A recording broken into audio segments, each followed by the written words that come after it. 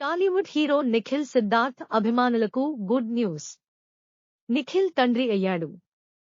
ఆయన భార్య పల్లవి ఈ రోజు ఉదయం పండంటి మగ బిడ్డకు జన్మనిచ్చింది. నిఖిల్ తన కుమారుడిని ఎత్తుకుని ముద్దాడుతున్న ఫోటో ఒకటి ప్రస్తుతం సోషల్ మీడియాలో వైరల్ అవుతోంది. దీంతో పలువురు సినీ ప్రముఖులు, అభిమానులు, నెటిజన్లు నిఖిల్ పల్లవి దంపతులకు అభినందనలు, శుభాకాంక్షలు తెలుపుతున్నారు.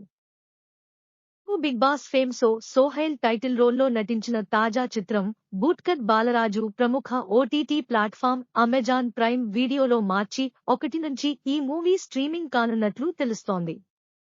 కాగా దీనికి సంబంధించి అధికారిక ప్రకటన రావాల్సి ఉంది. సినీ చరిత్రలో ప్రతిష్టాత్మకంగా భావించే Dada Saheb Phalke international film festival 2024 అవార్డుల కార్యక్రమం మంగళవారం రాత్రి ముంబైలో ఘనంగా జరిగింది. భారత సినీ ప్రముఖులతో పాటు బాలీవుడ్ సినీ యాక్టర్స్ ఈ కార్యక్రమంలో సందడి చేశారు. ఇక ఈ అవార్డుల్లో గత ఏడాది విడుదలైన జవాన్, యానిమల్ చిత్రాలు పోటీ పడ్డాయి. జవాన్లో షారుఖ్ నటనకు గాను ఉత్తమ నటుడిగా అవార్డు అందుకోగా, ఈ సినిమాలో హీరోయిన్గా నటించిన నయనతార ఉత్తమ నటి అవార్డు అందుకుంది. పెట్టే ప్రతి పైసాకి న్యాయం చేయాలనే సంకల్పంతోనే సినిమాలు చేస్తుంటాను. సినిమాకు ఆడియన్స్ కు కొత్త ఎక్స్పీరియన్స్ పంచుకుంటూ వెళ్లడం నటుడిగా నా ధర్మం.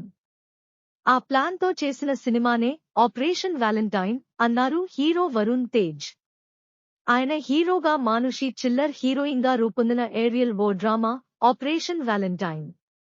శక్తి ప్రతాప్ సింగ్ హడా దర్శకుడు. సందీప్ ముద్దా నిర్మాత. మార్చ్ 1న పాన్ ఇండియా లెవెల్లో ఈ సినిమా రిలీజ్ కానుంది. ఈ సందర్భంగా ఈ సినిమా థియేట్రికల్ ట్రైలర్ను మంగళవారం హైదరాబాద్లో విడుదల చేశారు. డీజే టిల్లు సినిమాతో స్టార్ హీరోగా మారిపోయాడు యంగ్ హీరో సిద్ధు జొన్నాల్గడ్డ.